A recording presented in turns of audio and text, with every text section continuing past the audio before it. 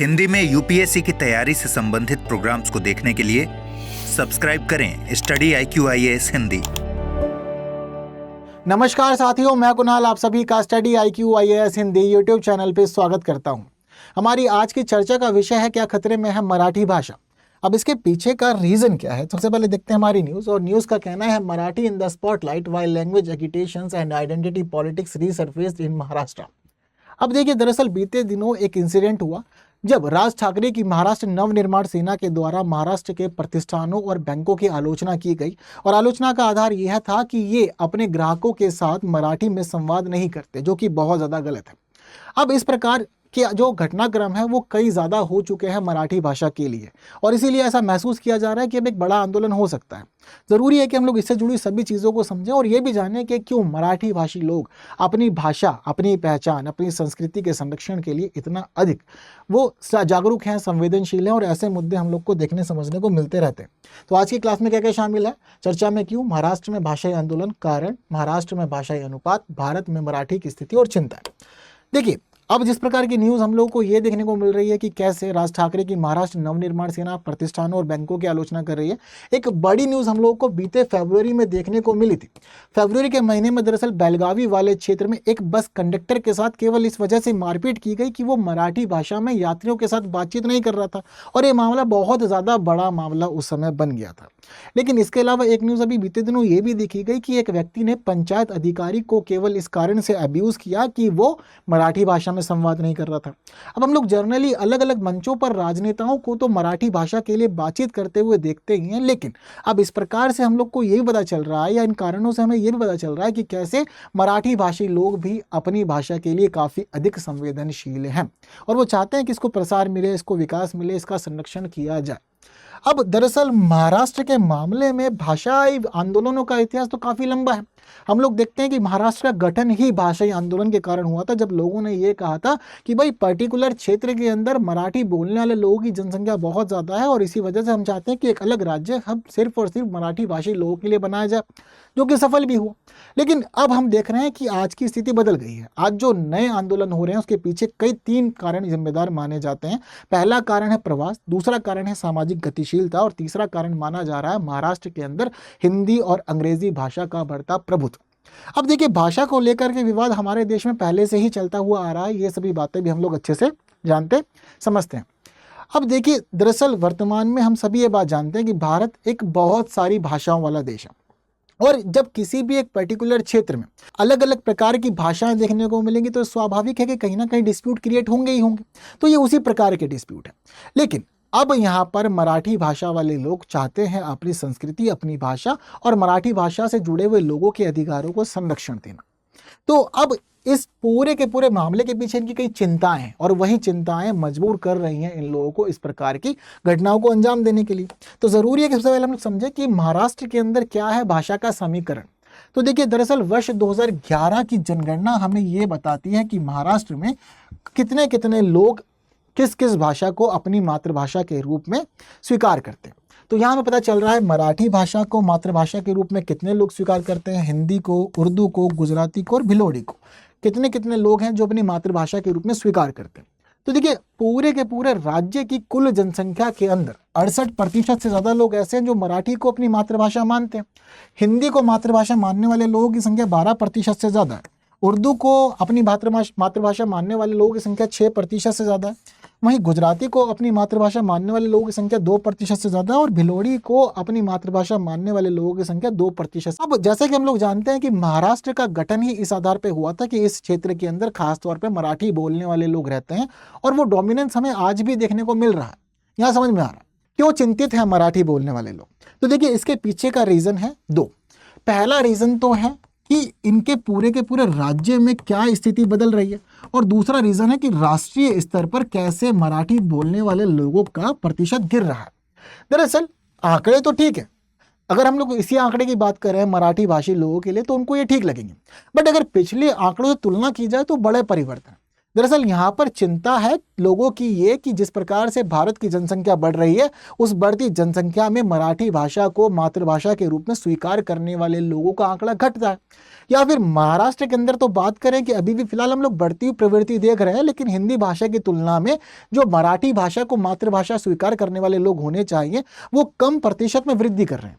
जैसे कि बीते आंकड़ों की तुलना या इससे पिछले आंकड़ों की तुलना हमें यह पता चलता है कि महाराष्ट्र के अंदर ही अगर बात करें कि मराठी को मातृभाषा के रूप में स्वीकार करने वाले लोगों की संख्या में कितने प्रतिशत की वृद्धि हुई, तो हमें यह पता चलता है कि 16.23% की वृद्धि हुई। वहीं बात करें कि उर्दू को मातृभाषा के रूप में स्वीकार करने वाले लोगों के मामले में कितनी प्रतिशत की वृद्धि हुई, तो वृद्धि हुई है यहाँ पे 9.35% की। बात करें गुजराती को मातृभाषा के रूप में स्वीकारने वाले लोगों की कितनी प्रतिशत वृद्धि हुई, तो देखिए इनकी वृद्धि हुई है 2.4%। और बात करें भिलोड़ी को मातृभाषा के रूप में स्वीकार करने वाले लोगों में कितनी प्रतिशत की वृद्धि हुई, तो यहाँ पता चलता है कि इन लोगों की वृद्धि भी मामूली है या स्थिर यहीं पर ही बनी हुई है। अब तक हम लोगों ने देखा कि मराठी में क्या स्थिति रही, उर्दू में क्या स्थिति रही, गुजराती में क्या स्थिति रही, तो पता चलता है कि बहुत अच्छी स्थिति ना कहीं स्थिर या सामान्य सी स्थिति है। पर आपको अगर ये बताया जाए कि महाराष्ट्र के अंदर हिंदी को मातृभाषा के रूप में स्वीकार करने वाले लोगों का प्रतिशत कितना बढ़ा, तो देखिए ये प्रतिशत है 35.57। समझ रहे हैं, कहाँ 16%, कहाँ 35%, तो एक बड़ा अंतर है। और ये बड़ा अंतर ही चिंता में डाल रहा है उन लोगों को जो लोग खास तौर पे संबंधित हैं मराठी भाषा की संस्कृति से, मराठी भाषा को खास तौर पे बोलते हैं और वो मानते हैं कि हमारे हित, हमारे अधिकार मराठी भाषा के साथ में जुड़े हुए हैं। अब देखिए यहाँ पर हमें पता चल रहा है कि कहीं ना कहीं चीज़ें बदल रही हैं राज्य के स्तर पर। लोगों का ये मानना है कि अगर ऐसी स्थिति लंबे समय तक बनी रही तो आने वाले समय में ये पता लगेगा कि कहीं ना कहीं हिंदी को मातृभाषा स्वीकार करने वाले लोगों की संख्या महाराष्ट्र में ही मराठी लोगों को मातृभाषा स्वीकार करने वाले लोगों से ज़्यादा हो जाएगी, जो कि इनके लिए फिलहाल गड़बड़ बनी हुई है। केवल बात यहीं तक ही सीमित नहीं है। अगर हम लोग बात करें कि राष्ट्रीय समीकरण क्या चल रहा है 2011 का, और हमें क्या पता चल रहा है लोगों की स्थिति का कि भाई पूरे देश के मामले में हिंदी को मातृभाषा स्वीकारने वाले लोग कितने हैं और मराठी को मातृभाषा के रूप में स्वीकारने वाले लोग कितने हैं, तो देखिए ओवरऑल डाटा हमें यहाँ पता चल रहा है वर्ष दर वर्ष के आधार पर कैसे परिवर्तन हो रहा है।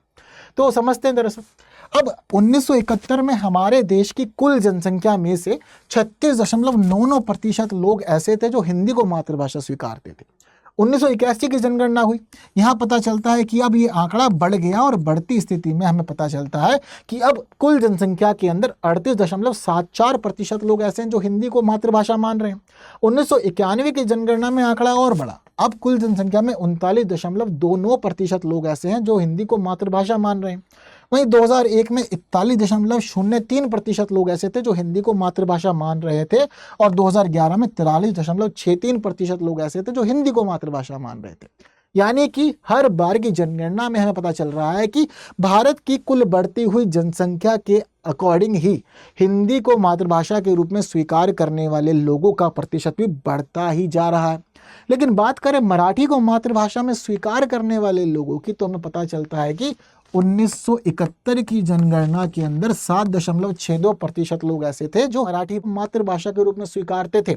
अब 1981 की जनगणना हुई तो पता चला कि 7.43% लोग मराठी को मातृभाषा के रूप में स्वीकार रहे हैं। बहुत थोड़ा सा मामूली सी गिरावट हुई, पर देश की जनसंख्या तो बढ़ रही है। अब जब जनगणना हुई 1991 की तो पता चलता है कि ये 7.45 यानी कि स्थिर रहे, लेकिन जनसंख्या अभी भी बढ़ी। वहीं 2001 की जनगणना हुई तो पता चलता है कि ये आंकड़ा घट गया और 6.99 लोग ऐसे रह गए जो मराठी को मातृभाषा के रूप में स्वीकार कर रहे हैं, लेकिन देश की जनसंख्या तो बढ़ रही है। 2011 की जनगणना में ये आंकड़ा और घट करके 6.86% आ गया। अब जनसंख्या तो बढ़ी, लेकिन यहाँ पर हमें गिरावट देखने को मिल रही है।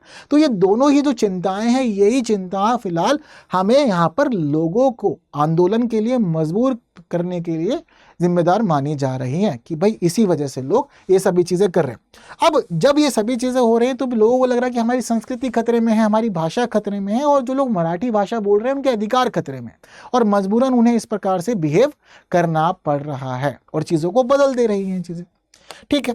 हालांकि लोग अलग अलग मंचों से मराठी भाषा के संरक्षण के लिए, उसके प्रसार के लिए सभी चीज़ें कर रहे हैं।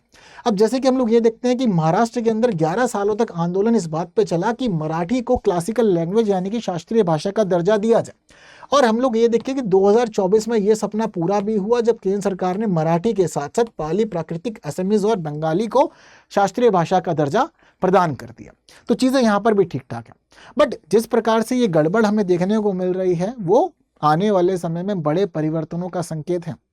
हालांकि विशेषज्ञ हमेशा से ये बात मानता है कि भाई जब एक ही क्षेत्र में अलग अलग संस्कृतियां होंगी, अलग अलग भाषा होंगी तो टकराव स्वाभाविक है, विवाद खड़ा होगा, क्योंकि सबको ऐसा महसूस होता है कि दूसरे का विकास मेरी कीमत पे हो रहा है, मुझे नुकसान पहुंचा करके दूसरे को आगे बढ़ाया जा रहा है, जो कि गलत है। और ठीक ऐसा ही महसूस करते हैं मराठी भाषा से संबंधित लोग। वहीं इसके अलावा हम ये भी देखते हैं कि भाषा संबंधित आंदोलन जो होते हैं, ये ऐसे आंदोलन क्षेत्रीय और राजनीतिक संघर्ष से भी जुड़े हुए होते हैं। और भाषा का मुख्य मुद्दा किसी पर्टिकुलर क्षेत्र में भूमि स्वायत्तता और सत्ता का संकेत भी देता है। तो इसीलिए लोग चाहते हैं कि भाई हमारा पर्टिकुलर क्षेत्र रिजर्व भी रहे और उस क्षेत्र में हमारा महत्व, हमारा प्रभुत्व, हमारी सत्ता भी बनी रहे। कहीं ऐसा ना कि दूसरा आए और आकर के हमें यहाँ से निकाल दे और उसका पूरे क्षेत्र में कब्जा हो जाए, तो ये चीज़ें भी गलत है। इनकी चिंता यहाँ पर यह भी बनी हुई है कि कहीं ऐसा ना हो कि आने वाले समय में महाराष्ट्र के अंदर ही मराठी भाषी लोग अल्पसंख्यक हो जाएं और बाकी भाषाएं यहाँ पर बढ़ जाएं। तो कहीं ना कहीं कारण बहुत ज़्यादा है। हालांकि जो एक्सपर्ट्स हैं वो ये भी मानते हैं कि विस्तार की तुलना मराठी भाषा का विकास काफ़ी हुआ है। अब देखिए ये दोनों चीज़ें अलग अलग हैं।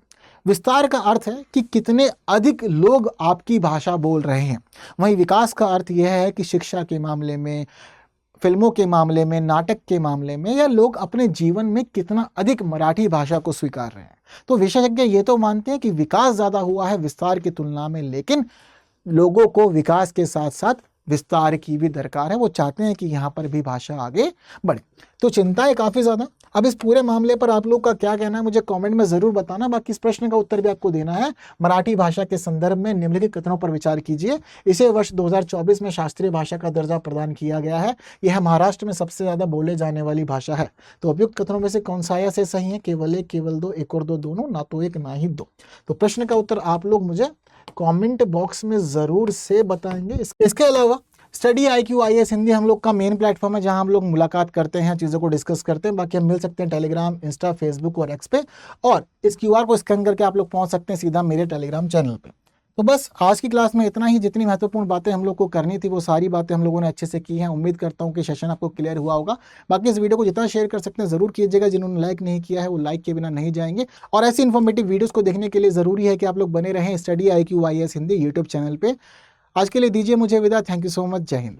हिंदी में UPSC की तैयारी से संबंधित प्रोग्राम्स को देखने के लिए सब्सक्राइब करें स्टडी IQ IAS हिंदी।